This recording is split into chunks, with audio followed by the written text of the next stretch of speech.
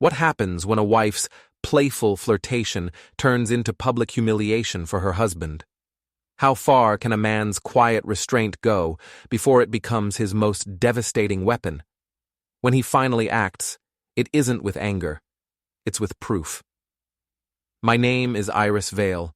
I'm 33, married, and if you'd asked anyone last year, they would have said I was the lively one, the wife who made everything fun, the friend who kept every room bright. Nathan, my husband, was the quiet type. Too quiet, honestly. He worked, came home, read reports, and barely noticed when I changed my hair or bought a new dress. I told myself that was just who he was. Calm, steady, boring. I used to say he was lucky I brought color into his gray little world. Working in event coordination meant I was always surrounded by people. Laughter, champagne, cameras flashing. Everyone called me confident, but the truth was, I needed attention to feel real.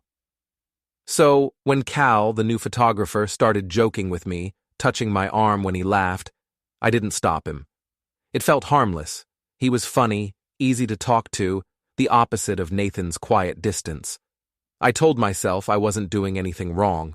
I was just being friendly. Nathan saw us together once at a company dinner. Cal had his arm around me for a photo, and everyone was laughing.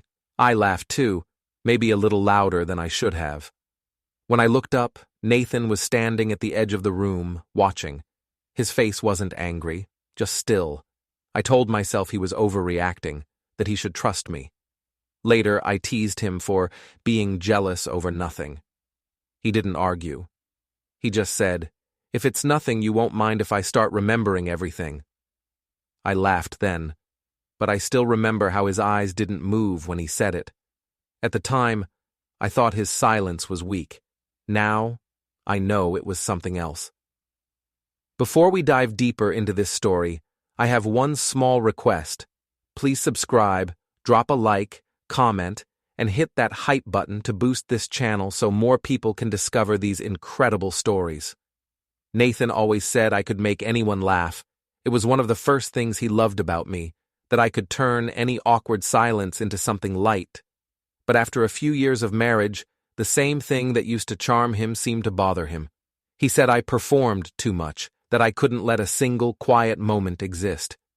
I told him that's what people liked about me. That's what made me good at my job. At the events I managed, I had to be the friendly one, the hostess, the bridge between clients and guests. I was expected to smile, to laugh, to make everyone feel comfortable. So when Cal joined our team as a freelance photographer, it made sense that we clicked. He was quick with jokes, confident with people, and always ready with a compliment. The first time he said, "You make my job easier just by standing there," I rolled my eyes but smiled anyway. I told myself it was innocent. It had to be. I was married and he was just being polite. At home that night, I mentioned Cal in passing. Nathan didn't say much, just asked if he was new. I said yes, then laughed and said, "You'd like him. He's actually funny." Nathan nodded but didn't reply. That quiet nod again. The one that used to make me feel safe and now just irritated me. The next few weeks, Cal and I worked together on several events. We got into an easy rhythm. He'd tease me when I was stressed, steal my coffee when I wasn't looking, and once even brushed a strand of hair off my shoulder when it got caught in my necklace. It was playful. Everyone saw it. Everyone laughed. I laughed, too.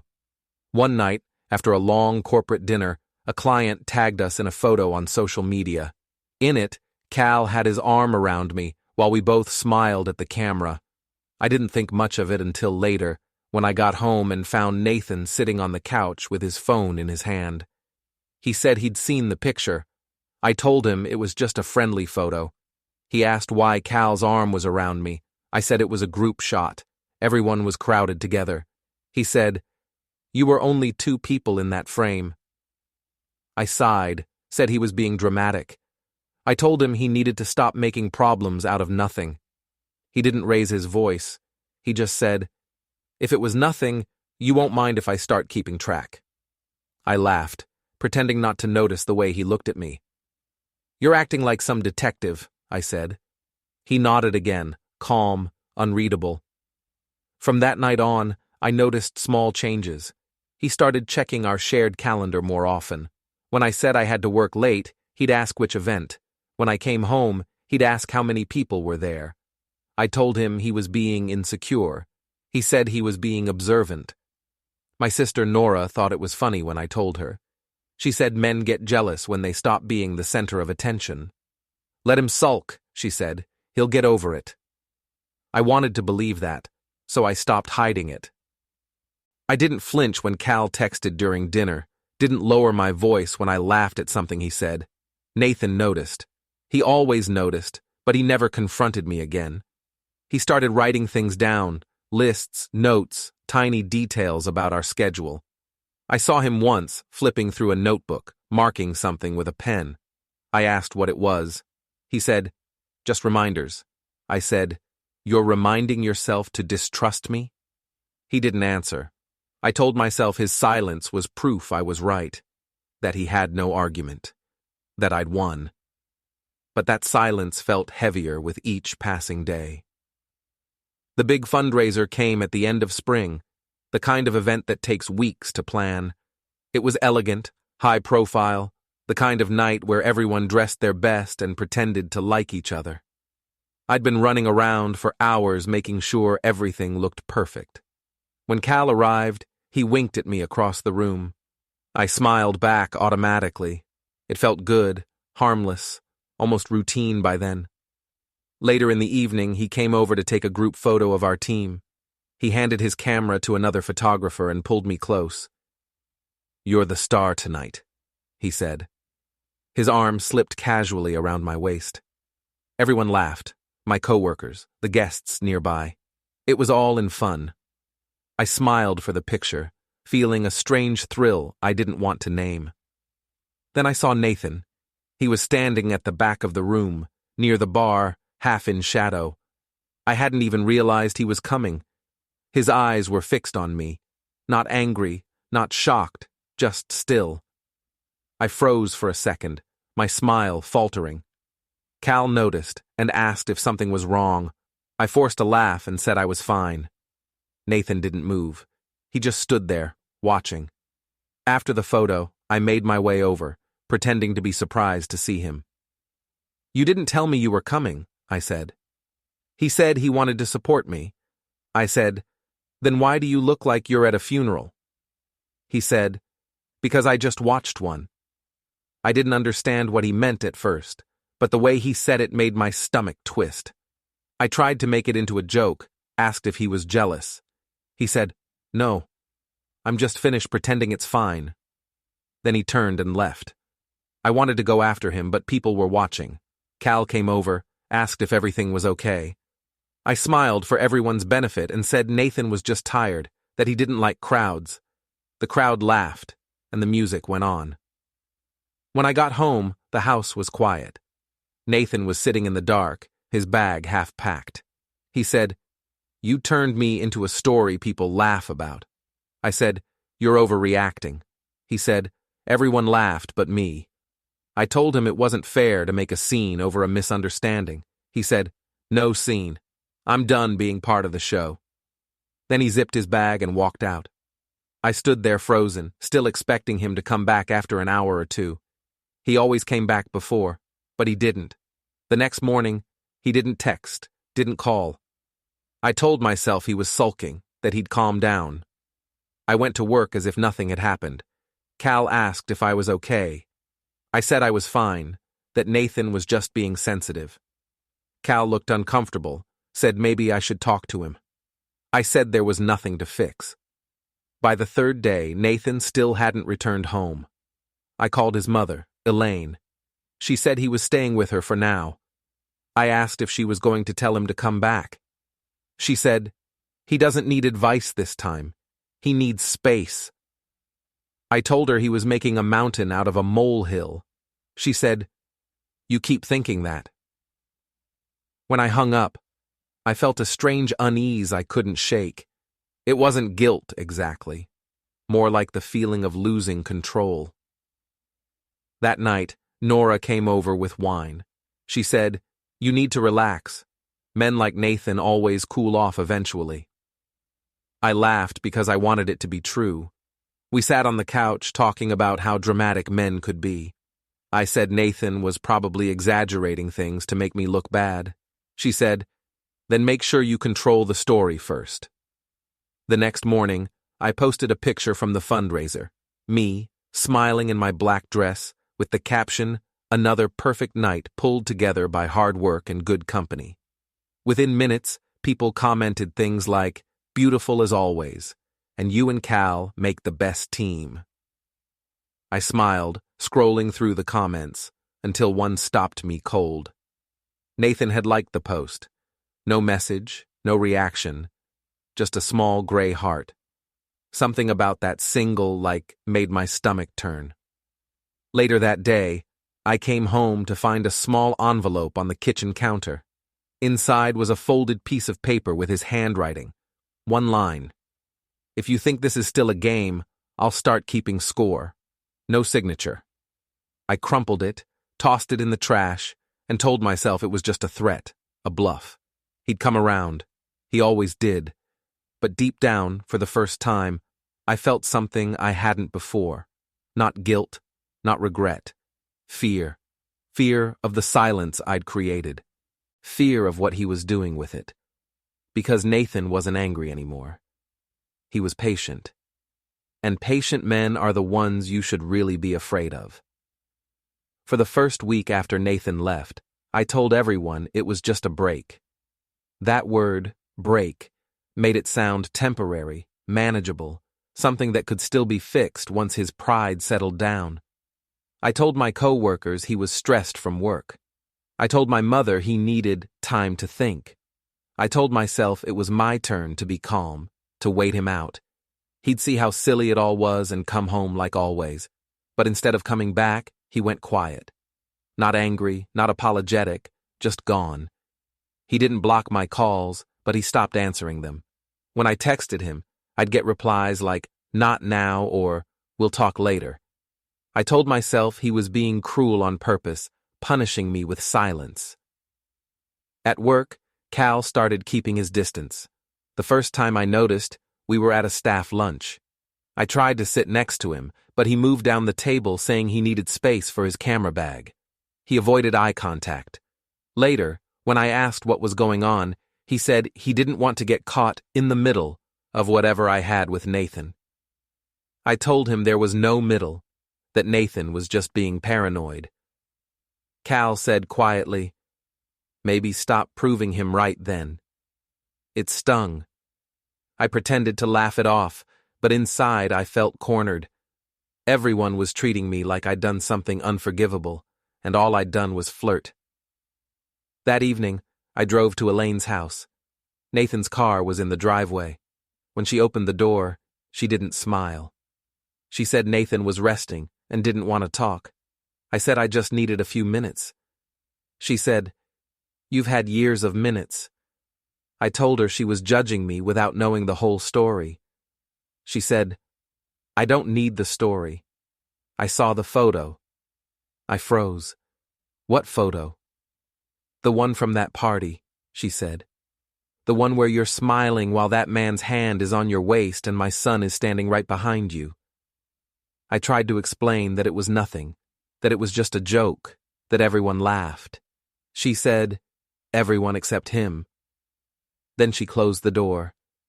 Driving home, I told myself she was being dramatic. Nathan must have shown her the picture to make me look bad.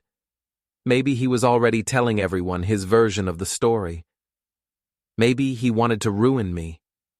That night I couldn't sleep. Every noise in the house felt too loud. I thought about calling Nathan again, but I didn't. I didn't want to sound desperate. 2 days later, I came home from work and noticed something strange. One of our joint bank accounts was locked.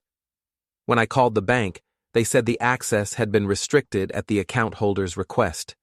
The account holder was Nathan. I panicked and called him immediately. He answered this time. His voice was calm, almost polite. I said, "What's going on? Did you freeze our account?" He said, "It's not ours anymore."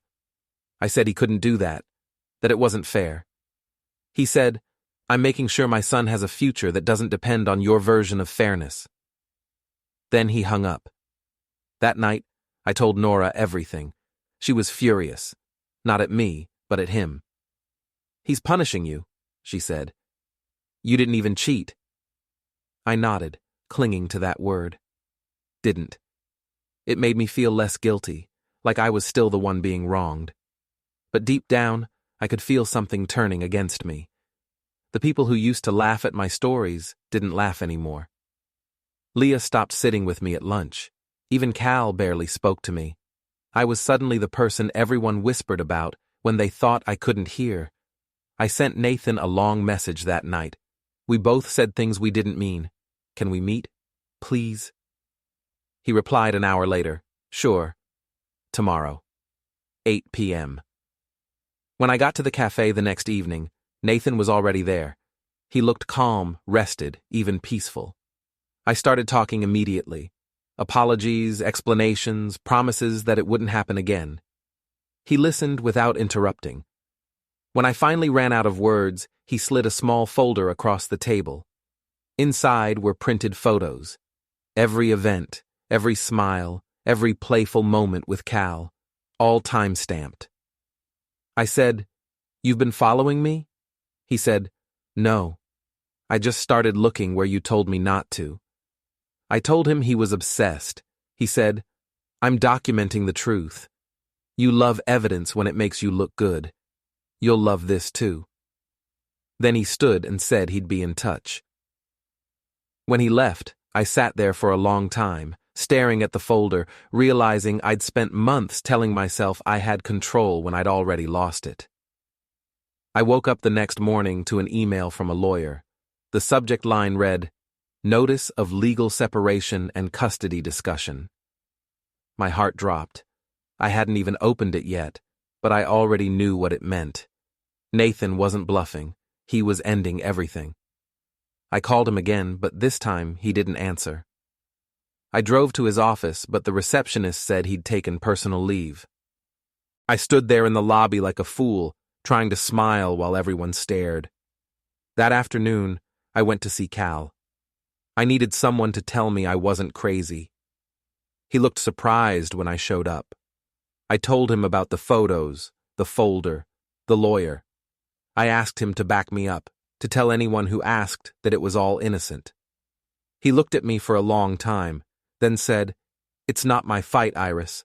I've got my own reputation to protect. I said, So you're abandoning me? He said, I never signed up to be part of this. He walked away before I could say anything else. That evening, I sat in the car for almost an hour before I could bring myself to go inside the house. The place felt emptier than ever. Nathan hadn't come back, but somehow he was still everywhere. His jacket hanging on the back of the chair, his pen on the counter, the faint smell of his cologne on the hallway air. It made me furious that he could still fill the space even when he was gone. I poured myself a glass of wine and started rehearsing what I'd say to him, how I'd spin it, how I'd turn it around, how I'd make him the unreasonable one. I'd done it before. I could do it again. But when the doorbell rang the next morning, it wasn't Nathan. It was a courier with an envelope. Inside were legal papers, his formal petition for separation. Attached was a summary of supporting documentation. I flipped through them. Copies of texts, emails, photos. He had everything. There was a note stapled to the top. You said it was all for show. I'm just finishing the performance. I crumpled it and threw it across the room. When I told Nora, she said I should fight it, that I should tell everyone he was controlling, that he'd been tracking me. She said, You can win if you sound like the victim. I almost laughed because it was exactly what I'd been doing for months, turning the story into something that made me look better. But this time, I didn't even believe myself. I called Elaine again. She didn't answer. I left a voicemail saying she was destroying her own family. A few hours later, she texted back one line, You did that yourself. That night, Leah called. Her voice was hesitant. She said she'd heard about the papers. I asked how. She said someone from HR mentioned it, that Nathan had filed a formal complaint to protect himself from defamation. She said, "He's not angry, Iris. He's methodical." Hearing that word made me feel cold. The next morning, I found another envelope on the porch. This one was from the law firm itself. It contained a schedule for mediation, a financial statement, and something else. A printed copy of my own event photo, the one with Cal's arm around me. Beneath it, Nathan had written in blue pen, "Playful, right?" I tore it in half, but the image wouldn't leave my head. The laughter, the hand, the crowd around us, and Nathan's face in the corner. I'd seen that look before, but never really understood it. It wasn't anger. It was grief. 2 days later, I saw him again for the first time since that cafe. The meeting was at his lawyer's office. I expected him to look worn out, bitter. Instead, he looked calm, almost relieved. I tried to talk before it started, saying we could still fix this privately. He said, "It's already fixed. I just had to document the damage." During the session, I tried to sound composed. I told them I'd never been unfaithful, that everything had been blown out of proportion. Nathan's lawyer stayed quiet until I was finished. Then he opened a file and began laying out evidence 1 page at a time. Texts, dates, photos, receipts. I felt the air leave my lungs. When the lawyer finished, Nathan spoke for the first time. "I don't hate her," he said. "I just don't recognize her anymore." He didn't raise his voice once. When it was over, I followed him into the parking lot. I said, "You're really doing this?" He said, "You already did." I said, "You're destroying our life." He said, "You turned it into a game. I'm just ending it." Then he got into his car and drove away. I stood there in the sunlight, watching him go, realizing too late that the thing I thought made me powerful, my words, had finally stopped working. Nathan didn't need to shout. He just needed proof. Segment 5. Proof speaks louder. By the time the mediation session came around, I was exhausted. Not from guilt. At least that's what I kept telling myself. But from constantly having to defend something I still didn't believe was wrong. Everyone kept using words like betrayal and evidence as if I'd done something criminal. I told Nora it was ridiculous, that Nathan was being dramatic, that no judge would punish a woman for laughing at a man's joke. She said, "Just act sorry. Men like that want to see you broken."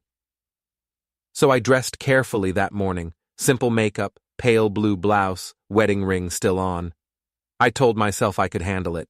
Nathan was too rational to make a scene. If I stayed calm, I could still win him back, or at least protect what was left of my life. When I walked into the mediation room, Nathan was already seated across the table. His lawyer, Mr. Halden, looked like he'd been carved out of marble, expressionless and neat. Nathan nodded at me, polite but distant. He looked well-rested. I hated that. The mediator started by outlining the agenda: financial division, custody arrangements for Theo, and the incident of public misconduct. The phrase made my face burn. I wanted to argue that misconduct was too strong a word, but I stayed quiet. Then Nathan's lawyer opened a folder and began laying out papers. "We've prepared a record of all relevant material," he said, "including visual evidence from the March fundraiser." My stomach dropped. He slid forward an envelope. Inside were printed stills from the event video, Cal's arm around me, my hand resting lightly on his, both of us smiling. Behind us, blurred but visible, was Nathan, standing in the background, watching. The lawyer said, "This footage was obtained legally through the event organizer's recording system. As you can see, Mr. Vale was present." I stared at the image. It was almost ordinary, except for Nathan's eyes. He wasn't glaring, wasn't frowning, just looking. Quiet, heavy, knowing. The mediator asked me to respond. I said it was nothing inappropriate, just friendly interaction. Nathan spoke then, his voice calm. "I never said it was inappropriate. I said it was humiliating. That word, humiliating, hit harder than any accusation. I wanted to shout that he was being dramatic, that everyone laughed, that it was supposed to be funny. But I could feel the heat rising in my face, and my voice came out smaller than I wanted. I didn't mean to embarrass you. He said, You didn't embarrass me. You embarrassed yourself. I just happened to be standing there. The mediator cleared her throat, trying to steer us back to neutral ground, but I could barely hear her. My mind kept circling that sentence. How calm he sounded when he said it. How final it felt. Then came the custody discussion. Nathan's lawyer explained that he was seeking primary guardianship. I interrupted, saying, You can't just take my child away. The lawyer replied evenly, We're not taking anything.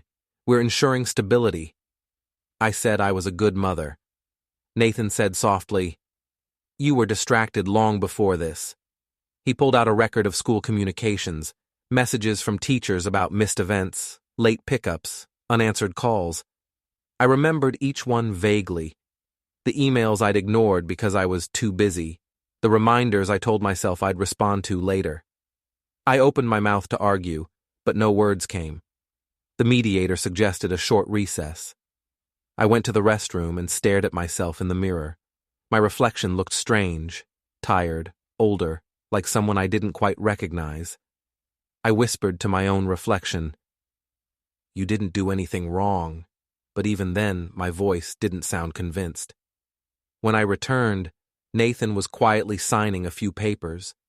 The mediator asked if I wanted to review them. My eyes skimmed the text. Property reassignment, custody request, spousal asset adjustment. Legal words that meant my world was slipping into his hands one clause at a time. I looked up and said, This isn't fair. Nathan said, You wanted honesty. Now you have it. The mediator asked for closing remarks. I told her Nathan had been emotionally distant, that I'd only been looking for attention, that I never intended to hurt anyone. I said, I just wanted to feel noticed. Nathan said, So you made a scene. Now everyone's looking. The room went silent. At the end, the mediator thanked us for our civility. That word felt like an insult. As we stood, Nathan nodded politely, like I was a stranger he'd once met at work. I wanted to scream at him to show emotion, to shout, to care. Instead, he just left. Outside, I saw him helping Theo into the car. Theo looked at me and waved, smiling. Nathan turned, caught my gaze, and for a split second I saw the same expression he'd had that night at the party. Calm, controlled, quietly devastated. That look stayed with me long after they drove away. I'd thought anger was the worst thing a person could face. I was wrong. Indifference was worse. That night, I sat at the kitchen table, the mediation folder in front of me. Every page was stamped and dated. Every moment I'd brushed off as meaningless was now preserved forever as evidence. The jokes, the touches, the smiles, they were all facts now, not feelings. I had always believed I could talk my way out of anything, but you can't out-talk proof. Segment 6. The Look That Never Left. The final hearing was brief. Most of the decisions had already been made in mediation. The judge approved the separation, assigned custody to Nathan, and allowed me supervised visitation. The words felt unreal, like they were happening to someone else. I sat still, smiling faintly to look composed, though my hands were trembling under the table. When the judge adjourned, Nathan stood, thanked the court, and walked out without glancing back. Outside the building, I saw Elaine waiting. She didn't look angry, just tired. I said, "You won." She said, "No one wins when a child loses trust." Then she turned and walked away. The next few days passed in a haze. The house no longer felt like home. The silence wasn't peaceful. It was hollow. Every corner reminded me of Nathan's quietness, the kind I used to mistake for weakness. I realized now it had always been strength, just the kind that doesn't need to shout to be heard. Theo stayed with Nathan most of the time now. When I called, he was polite but distracted, answering with short words. "Hi, Mommy." "Yes, Daddy's here." "No, we didn't forget you." His voice was gentle but distant, like a child learning not to say too much. One evening, I went to drop off a few of Theo's things. Nathan met me at the door, polite as ever. I tried to talk, to ask how he was, to suggest maybe we could have dinner sometime for Theo's sake. He said, "Dinner's not the problem." I said, "Then what is?" He said, "You keep thinking this was about the party. It wasn't. It was about every time you laughed at me instead of listening." I didn't know what to say. He handed me a sealed envelope and said it contained the final property documents. Then he said, "Thank you for signing quickly. It made this easier." Easier. That word broke me more than anything else. I stood there on the porch, the same place we'd once shared quiet mornings together, watching him turn back into the house without another word. Through the window, I saw Theo run into his arms. Nathan lifted him effortlessly, smiling softly. I'd forgotten what that looked like. The next morning, I opened the envelope. Inside were the finalized court orders and a handwritten note from Nathan. Just one line, "You can keep the laughter. I'll keep the peace." I stared at it until the ink blurred from my tears. Days passed, then weeks. Cal quit working with our company soon after. I heard through co-workers that he moved to another city. Nora stopped calling as often. I couldn't blame her. It was hard to defend me now that everything was official. I tried to rebuild, found a small apartment, started freelancing for smaller events, smiled for clients like nothing had happened. But every time I saw someone laughing too freely, touching someone's arm the way I once did, I felt my chest tighten. One night, while organizing old photos, I found the picture, the one from that fundraiser. Cal's hand on my waist, my bright smile, the glittering crowd behind us. And in the background, barely visible, Nathan's face. I stared at it for a long time, tracing the outline of his expression. He hadn't looked angry that night. He'd looked final, like he already knew what was coming. I wanted to throw the picture away, but I couldn't. It was the last time we were in the same frame. A week later, I saw him again during my supervised visit with Theo at a cafe. Theo was talking about school, his favorite subject, his new teacher. I tried to laugh at his jokes, but I kept glancing at Nathan. He was sitting a few tables away, reading quietly. Every so often, he'd look up and smile at Theo, then go back to his book. When our time ended, Theo hugged me tightly and said, "Daddy says you're trying to be better."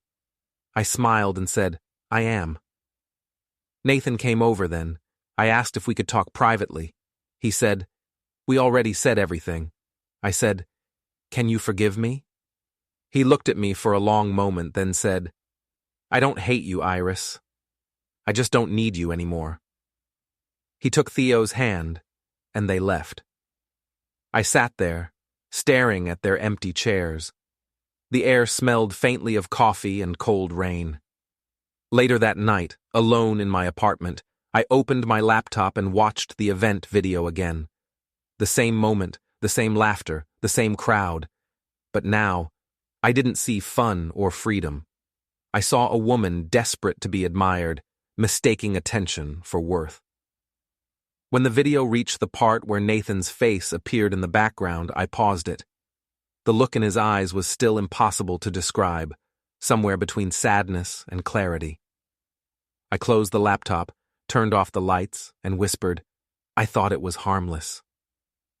The words hung in the dark, empty room, echoing back to me. That look, his face frozen in the moment I called playful, would never leave me. It became the one thing I couldn't delete, couldn't explain, couldn't escape, and maybe that was the real punishment. Don't forget to hit like, subscribe, and turn on the bell so you don't miss the next story. Write in the comments from which city you are watching.